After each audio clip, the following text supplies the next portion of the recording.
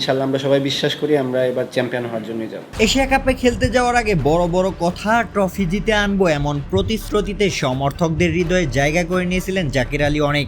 কিন্তু বাস্তবে হিরো হতে যে মাঠে নেমে হয়ে গেলেন জিরো। প্রতিশ্রুতির পাহাড় গড়লেও পারফরমেন্সের খাতায় লেখালেন শুধুই ব্যর্থতা।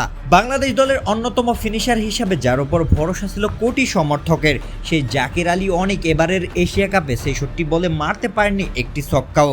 শুধু তাই নয়, আগের টি-20 বিশ্বকাপেও তার ব্যাট থেকে আসেনি কোনো ছক্কার মার। এক কথায় পাওয়ার হিটিং নয়, যেন power off nothing. Power hitting কো জুলিয়ান ওডের জাকিরকে নিয়ে প্রশংসাও ভুল প্রমাণিত হলো। মাঠে জাকিরের ব্যাটিং দেখে মনে হয়েছে আধুনিক ক্রিকেটে তিনি খেলেছেন সেই পুরনো যুগের ধীরগতির ব্যাটিং নিয়ে। পুরো এশিয়া কাপ জুড়ে তার একমাত্র উল্লেখযোগ্য ইনিংস শ্রীলঙ্কার বিপক্ষে প্রথম ম্যাচে করা ৩৪ বলে ৪১ রান। এরপর টানা ৪ ম্যাচে তার সংগ্রহ মাত্র ৩০, যা টি-20-র এক ম্যাচের গড় রানকেও হার মানায় এই ব্যর্থতা। গুরুত্বপূর্ণ মুহূর্তে দায়িত্ব নেওয়ার পরিবর্তে বেপরোয়া শট খেলেই দিয়েছেন উইকেট, ফলে বিপদে পড়েছে বাংলাদেশ দল। ভারত ও পাকিস্তানের বিপক্ষে সুপার 4-এর গুরুত্বপূর্ণ ম্যাচে তার এই বাজেভাবে আউট অধিনায়কত্বে ভুল সিদ্ধান্ত ভেঙে দিয়েছে বাংলাদেশের ফাইনালের স্বপ্ন। বাংলাদেশ সুপার 4-এর প্রথম ম্যাচে শ্রীলঙ্কাকে হারিয়ে ফাইনালের স্বপ্ন দেখেছিল, তবে সেই ম্যাচেও সহজ জয় কঠিন হয়ে যায় সেই দিকে জাকির আলী অনিকের দায়িত্বজ্ঞানহীন আউটে। ঠিক এভাবেই বাকি ম্যাচগুলোতেও পথহারা দলকে আরও বিপদে ঠেলে দিয়ে যায় মিস্টার জাকির আলী অনিক, আর তাতেই যেন ম্যাচ জয়ের স্বপ্ন চুরমার হয়ে যায় বাংলাদেশের।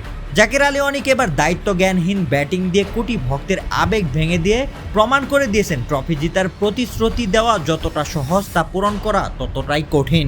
তাদের দায়িত্বজ্ঞানহীন ব্যাটিংয়ে বাংলাদেশের এশিয়া কাপের ফাইনালের স্বপ্ন ভেস্তে গেল। অবশ্যই ইনশাল্লাহ আমরা এবার এশিয়া কাপে ইনশাল্লাহ আমরা চ্যাম্পিয়ন হওয়ার লক্ষ্যে যাচ্ছি। এটা আমি পার্সোনালি আমি বলতে পারি যে আমি চ্যাম্পিয়ন হওয়ার জন্যই যাচ্ছি। আর ইনশাল্লাহ ড্রেসিং রুমে এটা সবাই বিলিভ করে, বিশেষ করে এখন আমাদের যেরকম এনভায়রনমেন্ট আছে, সবাই যেরকম এফোর্ট দিতেছে, ইনশাল্লাহ আমরা সবাই বিশ্বাস করি আমরা এবার চ্যাম্পিয়ন হওয়ার জন্যই যাব।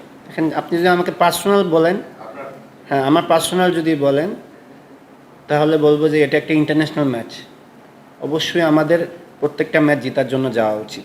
রোশন মনির, আলটিমেট স্পোর্টস।